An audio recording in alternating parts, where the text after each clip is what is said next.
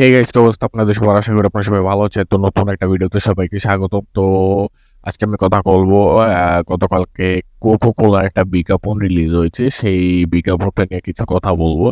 গতকালকে সকাল থেকে নেট দুনিয়ার মধ্যে কোকো কোলা একটা বিজ্ঞাপন খুব ভাইরাল হয়েছে। সেটার মধ্যে অ্যাক্টিং করেছে ব্যাচেলার পয়েন্ট খ্যাত ফোরহান ভাই এবং সেই ব্যাচেলার পয়েন্ট খ্যাত শিমুল শর্মা। তো যারা যারা অ্যাডটা দেখেছেন তারা এ সম্পর্কে জানে, আর যারা যারা দেখেননি তারা প্রথমে অ্যাডটা দেখে নিন। কোক দিব নাকি একটা? না বাবলু ভাই, এই জিনিস এখন আর খাচ্ছি না। কেন, কি হলো আবার? শোনেন নাই, এটা তো ওই জায়গা। তো খবরটা তুমি কই পাইলা? কেন, সুলতান যে বললো। কি সুলতান সুলেমান, তুমি নাকি কইছো কোক ওই জায়গার? হ, বাসার তো আমার তাই দেখাইলো। সোহেল বলে সুলতান, সুলতান বলে বাসার, আর বাসার বলে আকাশে দেখছিলা। ভাই, আকাশ কুসুম পেজ থেকে তো শেয়ার দিছিল। আরে মিয়ারা, কোক মোটেও ওই জায়গার না। 138 বছর ধরে 190টা দেশে লোকে কোক খায়। তুরস্কে খায়, স্পেনে খায়, দুবাইতে খায়, আর ফিলিস্তিনে তো কোকের ফ্যাক্টরি আছে। হ্যাঁ বাচ্চু, কোক দে। কোকে একটা ঢোক দেন, তারপর একটা সার্চ দেন। তো এটার মধ্যে দেখানো হয়েছে যে 190টা দেশে 138 বছর ধরে কোকো কোলা খাচ্ছে। প্রথম ভিউ পয়েন্ট, এটা যদি উত্তর দেয় হ্যাঁ খাচ্ছে। বাংলাদেশেও কিন্তু এর আগে কোকো কোলা খেয়েছে।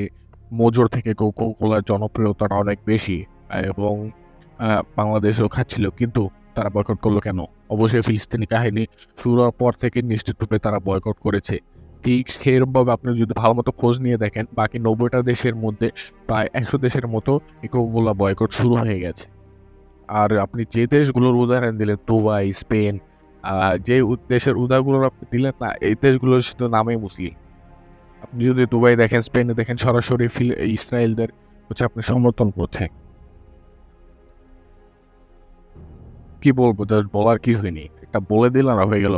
বাংলাদেশে তখন কি আর বলবো, আপনি যেটা বলবেন সেটা বিশ্বাস করতে হবে। প্রথম ভিউটা পয়েন্ট যদি আমি বলি, যে যে দেশ আপনি 190টা দেশের মধ্যে এখন ধরতে গেলে 100টা দেশের মধ্যে মানুষ কোকোকোলা বয়কট করে বসে রয়েছে, যেমন আমরা বাংলাদেশিরা বয়কট করেছি। এখন আমরা সরাসরি এই জিনিসটাকে একদম নাই বলে দিতে পারছি না, এই জন্য আমরা বয়কট করেছি এবং বাকি দেশগুলো এরকম বয়কট করেছে। যে দেশগুলো উদাহরণ দিলেন সেই দেশগুলো এখন শুধু নামে মুসলিম, কিন্তু কামে এদের আমি মুসলিম বনিয়ে দেখি না, কারণ এরা সরাসরি ইসরায়েলদের সাপোর্ট করছে। ফিলিস্তিনরা যে ফিলিস্তিনি শিশুরা মরছে এবং ফিলিস্তিনের ভাই বোনরা না খেয়ে মরছে, তাদের প্রতি আমি এই দুবাই, স্পেনের মানুষদের কোনো আমি আন্তরিকতাই দেখছি না। বাংলাদেশের মানুষ যেভাবে ফিলিস্তিনিদের সাপোর্ট করেছে, স্পেন, দুবাই এরা কখনোই এরকম সাপোর্ট আমি করেনি, আমি সেভাবে সাপোর্টটা পাইনি। এদের মজো বয়কট করতে দূরে থাক, আর্থিক কোনো সহায়তা এরা দেয়নি। তো এরা তো বলতে গেলে এখন নামই মুসলিম। আর সেকেন্ড যে পয়েন্ট আপনি দেখেন, যে ফিলিস্তিনি আপনার কোলার ফ্যাক্টরি আছে। আচ্ছা, আপনি একটা কথা বলেন তো, ফিলিস্তিন কি এখন ফিলিস্তিনিদের দখলে আছে?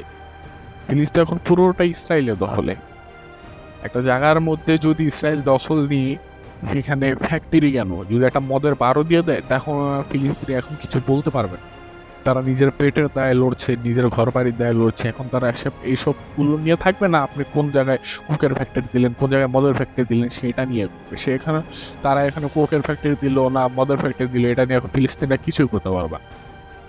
তাদের ঘর নেই, তাদের খাওয়ার জন্য খাবার নেই। তারা কিভাবে দেখবে যে আপনি কোকের ফ্যাক্টরি দিলেন না মদের ফ্যাক্টরি দিলেন?